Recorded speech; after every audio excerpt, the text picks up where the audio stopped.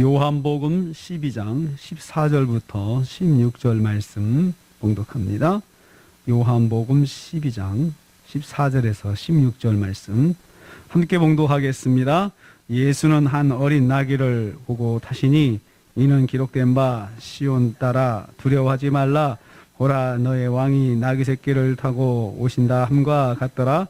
제자들은 처음에 이 일을 깨닫지 못하였다가 예수께서 영광을 얻으신 후에야 이것이 예수께 대하여 기록된 것임과 사람들이 예수께 이같이 한 것임을 생각났더라. 아멘. 아멘. 오늘 말씀은 예수께서 예루살렘으로 입성하시는 모습을 기록하는 것을 내용으로 하고 있습니다. 예수께서 어린 나귀를 타셨다라고 했습니다. 14절 말씀입니다. 예수는 한 어린 나귀를 보고 타시니 라고 했습니다. 예루살렘에 예수님이 오신다는 소문이 쫙 퍼졌습니다. 사람들은 종려나무 가지를 들고 길거리에 나와서 예수님을 맞이했습니다. 예수님은 어린 나귀를 타시고 예루살렘에 들어가셨습니다.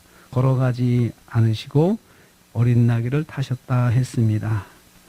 이것은 예수님이 평화의 왕, 겸손의 왕이심을 보여주는 것입니다. 성경 이사야서 9장 6절에서 예언된 말씀을 이루시는 순간입니다.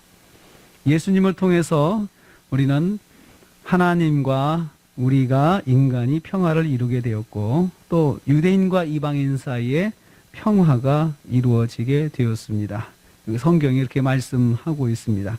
바로 예수님께서 그 평화의 왕으로 오신다는 것을 보여주시기 위해서 성경 이사에 기록된 대로 나귀 새끼를 타고 그렇게 오신 것입니다.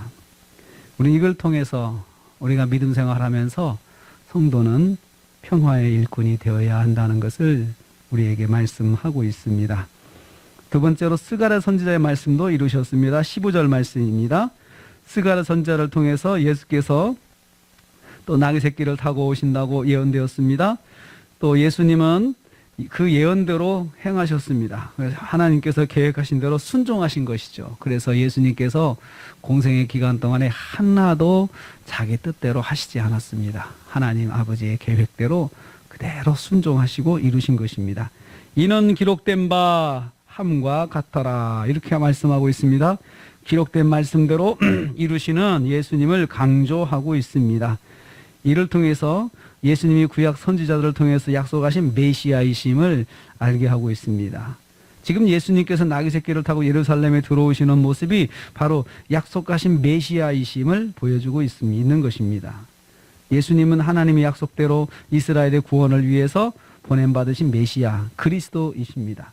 오늘 말씀에서는 두 가지 말씀을 이루고 있습니다. 평화의 왕으로 오신 예수님에 대한 말씀 이루시고 또 나귀 새끼를 타고 오신다는 그 말씀 자체를 이루시는 그 예수님의 모습을 우리에게 말씀하고 있습니다. 이를 통해서 예수님께서 메시아이시다.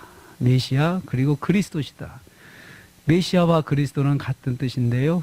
히브리어로는 메시아 구원자가 메시아고 헬라어로는 메시아가 다시 그것이 그리스도가 됩니다. 구원자라는 뜻이 그래서 같은 뜻입니다.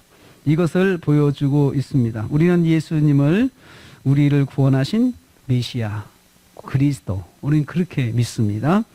세 번째로 제자들이 훗날 이 사실을 깨닫게 되었다고 16절에 말씀하고 있습니다. 제자들은 처음에는 깨닫지 못했습니다. 예수님께서 구약의 선지자를 통해서 오신 메시아이심을 깨닫지를 못했습니다.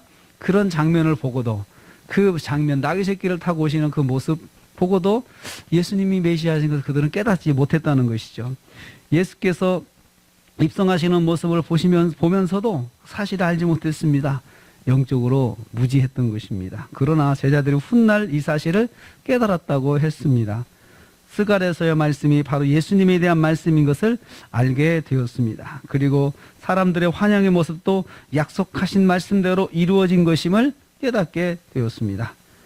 현재 깨닫지 못했지만 후에 깨닫고 예수님을 더욱 믿음으로 따르게 되었던 것입니다.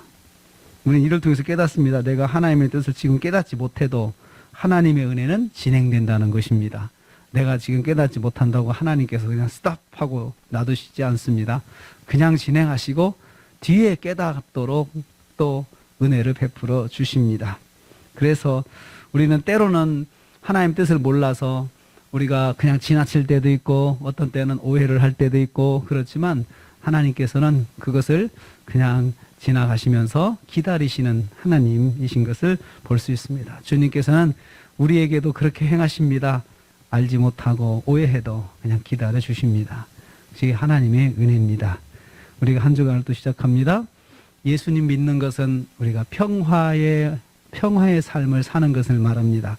그래서 예수님 믿는 성도들은 우리가 어떤 것을 가든지 간에 평화의 그런 매개체가 되어야 됩니다. 사람들을 화합하는 매개체, 사람들을 하나 되게 하는 매개체가 되어야 됩니다. 편을 갈라서 이렇게 다투고 하는 그런 중심에 서지 말고 그 사람들이 다투지 않도록 평화의 그런 역할을 해야 합니다. 또 주님의 은혜는 우리가 깨닫지 못해도 진행이 됩니다. 이번 주에도 우리가 하나님 뜻을 깨닫기 위해서 무척 노력하겠지만 다 깨닫지는 못할 것입니다. 그렇지만 하나님의 은혜는 계속해서 진행이 된다는 사실을 기억하시고 이번 주에도 가능하면 하나님의 말씀대로 살려고 노력하고 또 그래도 부족한 건 하나님께서 우리를 도우시고 인도하신다는 사실을 기억하고 한 주간도 말씀 안에서 승리하시는 저와 여러분 되시기를 주님의 이름으로 축복합니다. 기도하겠습니다. 아버지 하나님, 구약의 말씀대로 다 이루시는 우리 주님을 봅니다. 아버지의 뜻대로 이루시기 위해서 최선을 다하시고 다 이루시려고 이루신 주님을 기억합니다. 아버지의 뜻에 순종하는 주님처럼 우리도 순종하게 하시고 주님이 예루살렘 들어가시면서 평화의 왕이 되신 것처럼 저희들도 살면서 우리의 삶에서 주변에서 평화의 도구가 되게 하여 주시옵소서. 또 하나님, 우리가 하나님 뜻을 알지 못해도 하나님께서는 하나님의 뜻을 진행하시고 뒤에 깨달을 때까지 기다려주시는 주님의 은혜를 저희들이 기억합니다. 주님, 저희들이 그 주님의 은혜 가운데 거하게 하시고 한 주간도 승리하게 하시며 특별히 감사의 물로 기도 제목 올려드렸습니다.